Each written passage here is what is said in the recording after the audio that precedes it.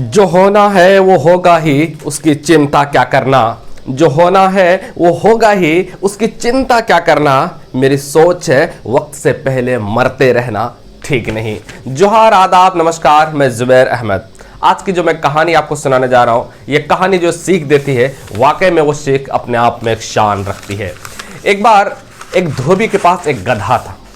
धोबी के पास एक गधा था और वो जो है ना, धोबी बड़ा कंजूस था, बहुत कंजूस था, बहुत कंजूस था। इतना कंजूस था कि धोबी से बहुत काम लिया करता, धोबी जो है ना बहुत काम उससे लिया करता था और उसको चारे कुछ दिया नहीं करता था। दिन ब दिन वो बहुत कमजोर और पतले हो गया था, बहुत कमजोर हो गया था, दुबले पतले हो गया था। और दुबला पतला हो जाने की वजह से बड़ा वो चिंतित रहता था, अब क्या करे, खाना तो भरपेट मिलता नहीं, काम इतना करना पड़ता है।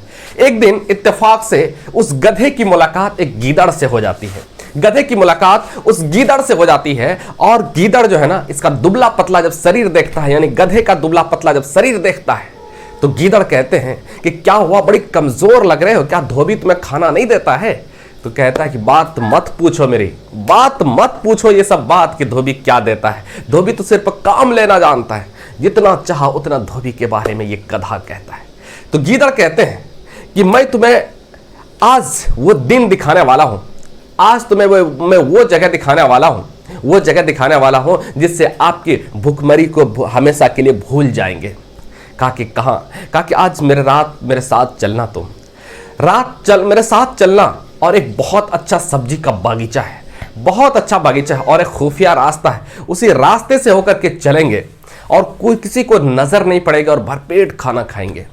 रात होती है, गीदड़ आते हैं, गधा की मुलाकात होती है और उसी खुफिया रास्ता से उस सब्जी के बाग में प्रवेश कर जाते हैं, बाग में दाखिल हो जाते हैं। जब प्रवेश कर जाते हैं बाग में, सब्जी के बगीचे में, भरपेट गधा खाना खाता है, भरपेट अपनी मन से खूब खाता है।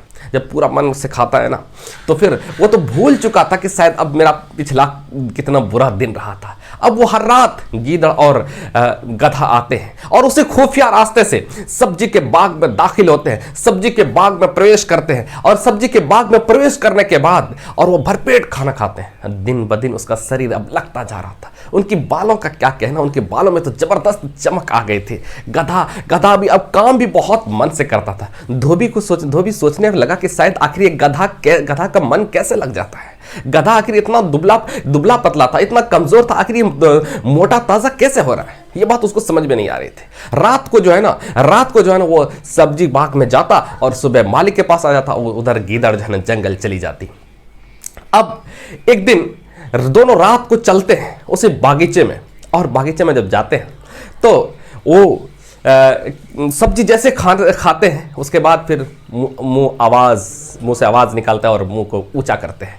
तो गीदड़ पूछते हैं, गधे भाई क्या हुआ, आपकी तबीयत तो ठीक है ना? कहा कि मेरी तबीयत ठीक है, आज खाने के बाद मेरा मन करता है कि मैं संगीत गाऊं, मेरा मन करता है कि मैं कुछ गाना गाऊं, अच्छे गाना गाऊं, बड़ी मस्त है। तो फिर गीदड़ कहते हैं, गधे भाई प्लीज हाथ जोड़ते हैं, ऐसा मत करो। ऐसा अगर करेंगे तो हमें पता है कि हम यहाँ चोरी करने आए हैं। ऐसा अगर करेंगे तो बगल में ही चौकीदार रहते हैं, वो चौकीदार जाग जाएंगे। जब चौकीदार जाग जाएंगे ना, फिर हम लोग की जबरदस्त पिटाई होगी। तो फिर गधे कहते हैं, तुम मूर्ख हो, तुम तो जंगल में रहते हो, तुम्हें तो संगीत का कुछ पता ही नहीं। मैं जानता हूं संगीत के बारे में, मैं जानता हूं, मुझे पता है। कहा कि नहीं, आप बात मानिए, चौकीदार आ जाएंगे, पिटाई हो जाएगी। हम मूर्ख ही सही, हम जंगली ही सही, लेकिन आप बात मेरी मानिए, आप मेरी सलाह मानिए। तो गधे कहते हैं कि मेरा जब संगीत सुनेगा ना, मालिक, ये चौकीदार क्या मालिक भी फूल और माला लेकर के आएंगे, मुझे गले में पहनाएंगे। कितना अच्छा ये संगीत गाता है।